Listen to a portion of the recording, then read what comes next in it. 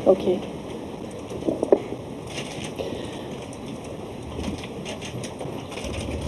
Assalamualaikum warahmatullahi wabarakatuh. Madayaw ug maayong adlaw kaninyong tanan. Magandang araw sa inyo lahat. Proverbs 19 verse 21 states, "Many are the plans in a person's heart, but it is the Lord's purpose that prevails." It took me 47 years to understand that my life was never meant to be only mine. Unlike others, I may not have been born just to chase happiness. For a long time, I questioned the weight of responsibility to my family, to my country, to everyone who called on me. Today, I have peacefully accepted that my life is unlike any other. Sa unang mga buwan ng aming mga termino, nakita ko na ang kawalan ng katapatan ni Bongbong Marcos Jr. sa mga pangakong binitawan noong kampanya, pati na sa kanyang sinumpaang tungkulin para sa bayan. Dahil hindi ko kinaya na maging bahagi ng 2025 national budget na tadtad ng katiwalian, pinili kong umalis sa kabinete kahit alam ko na mula pa noong 2023 na ang magiging kapalit ay ang aking impeachment. Mga kababayan, humihingi ako ng paumanhin.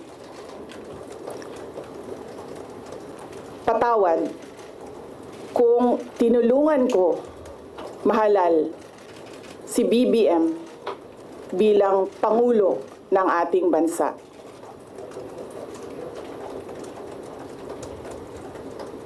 Patawad kung hanggang ngayon ay marami pa ring Pilipino ang nalulunod sa baha ng dahil sa malawakang korupsyon. Patawad kung lantaran ang pang-aabuso ng ating mga institusyon para sa pansariling interes ng mga politiko. Patawad kung patuloy ang pagtaas ng presyo ng mga pangunahing bilihin habang nananatiling kapos ang kita ng bawat pamilya. Patawad kung wala man lang tayong tunay na seguridad sa pagkain. Patawad kung may nagkakasakit at binabawian bigla ng buhay dahil sa kakulangan ng maayos at epektibong healthcare system. Hindi ako kailanman natakot sa pagsira nila sa pangalan ko. Ngunit, may takot ako para sa ating mga anak.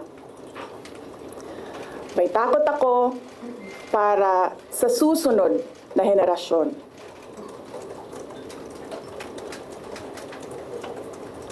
May takot ako para sa mga kababayan nating walang bahay sa ibang bansa.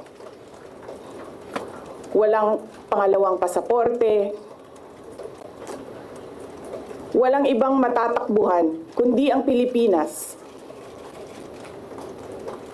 Kahit ito'y patuloy na nalulugmok sa kahirapan. Na ako'y kahadlok, nga moabot ang adlaw na dawaton na lang nato ang kapobrihon isip kapalaran. Nga maanad na ta sa sayop, nga mawad-an na lang ta og paglaom. Og labaw sa tanan na ako'y kahadlok,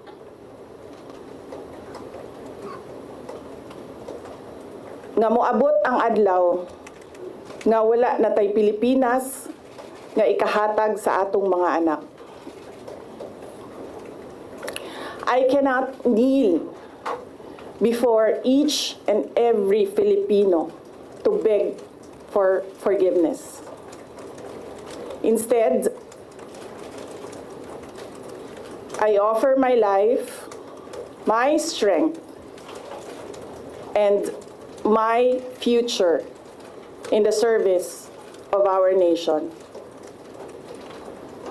Mga kababayan, ibalik natin ang tapang at malasakit para sa Diyos, sa bayan, at para sa bawat pamilyang Pilipino. Ako si Sara Duterte,